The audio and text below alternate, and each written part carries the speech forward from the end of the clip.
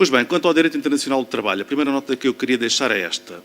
Todos nós, no vosso caso, magistrados, juízes, quando aplicamos e quando pensamos no direito de trabalho, pensamos fundamentalmente no nosso Código de Trabalho, em primeira instância, e eventualmente na Constituição da República Portuguesa, na chamada Constituição Laboral, artigos 53 a 57, e, de vez em quando, sempre que há uma autorregulamentação de interesses, pensamos também nos instrumentos de regulamentação coletiva de trabalho, em particular nas convenções coletivas de trabalho.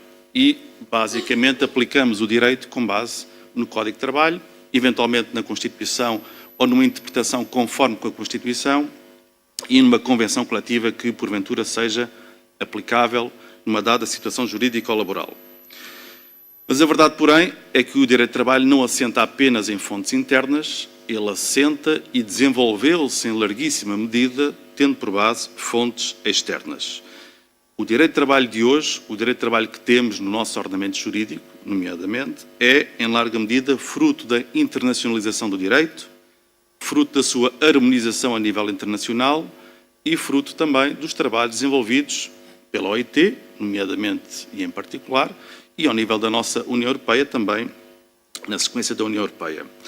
Por isso, nós costumamos, em sede de teoria geral do direito, por assim dizer, dar nota de que nós devemos contar com fontes nacionais e internacionais, e dentro das fontes internacionais podemos ainda ter fontes europeias, nomeadamente a União Europeia, ou fontes extra-União Europeia, e que podem, nomeadamente, resultar da OIT.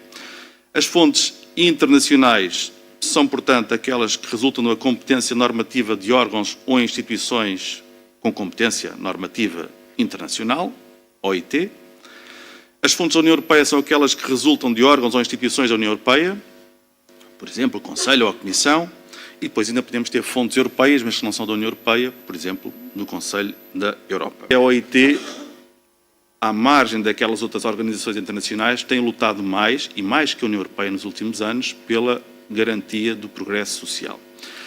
Significa isto, todavia, que a ideia de proibição de retrocesso social existe e que a OIT irá sempre defender algo de muito melhor do que aquilo que existia antes? Eu tenderia a dizer que é difícil que assim seja. E que, por isso, de forma muito inteligente, a OIT tem atuado no sentido de definir padrões mínimos, os chamados Minimum Labour Standards, no domínio laboral. A lógica é um pouco esta. Se nós estamos a atuar com cerca de quantos membros? 187 membros de diversas geografias. Alguns que se inserem em países que promovem o Estado Social máximo, países nórdicos. Outros, que fazem parte da União Europeia e que têm também um Estado Social significativo, países da Europa Central ou mesmo da Europa do Sul. Mas se também lidamos com países de Estado Social mínimo, como os Estados Unidos, ou países em que nem sequer há Estado Social, como sejam os países eventualmente africanos ou asiáticos, então aquilo que há a fazer é defender padrões mínimos e é nesse sentido, portanto, que eu acho que devemos caminhar. Isto é, caminhar para a defesa de um núcleo irredutível de direitos, ao invés de caminharmos para a concretização muito detalhada de vários direitos de diversa natureza, sobre tempo de trabalho, sobre maternidade, sobre paternidade.